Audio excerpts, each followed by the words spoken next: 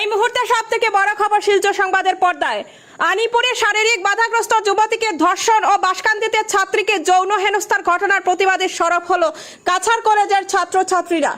সম্প্রতি শ্রীভূমি জেলার আনিপুরে শারীরিকভাবে বাধাগ্রস্ত এক যুবতীকে ধর্ষণ এবং কাছাড় জেলার বাসকান্দি নারায়ণপুরে এক শিক্ষকের দ্বারা ছাত্রীকে যৌন হেনস্থার ঘটনা ঘিরে আজ ক্ষুদিরাম মূর্তির পাদদেশে বিক্ষোভ প্রদর্শন।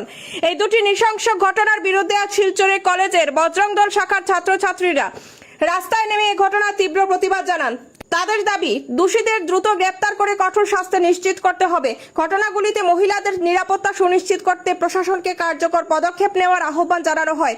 প্রতিবাদীদের বক্তব্য, এ ধরনের জঘন্য অপরাধ কোনোভাবেই বরদাস্ত করা হবে না। প্রশাসন যদি কড়া পদক্ষেপ না নেয় তাহলে আগামী দিনে বিভিন্ন স্কুল কলেজ ছাত্রছাত্রীরা বৃহত্তর আন্দোলন গড়ে তুলবে।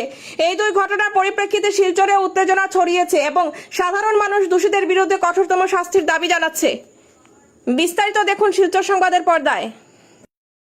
অবগত আছি যে কিছুদিন পূর্বে আনিপুরে এক ঘৃণাজনক কার্যকলাপ কিছু নরপশুরা করেছে।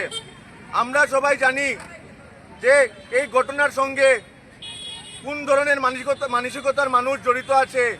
একটি হ্যান্ডিক্যাপ মেয়েকে 3 বিধর্মী যুবক গণধর্ষণ করেছে এবং কিছুদিন পূর্বে বাসকান্দি থানার অন্তর্গত নারায়ণপুরে একটি স্কুলের ছাত্রীকে একটি স্কুলের প্রধান শিক্ষক কিভাবে মোলেস্টেশন করেছে।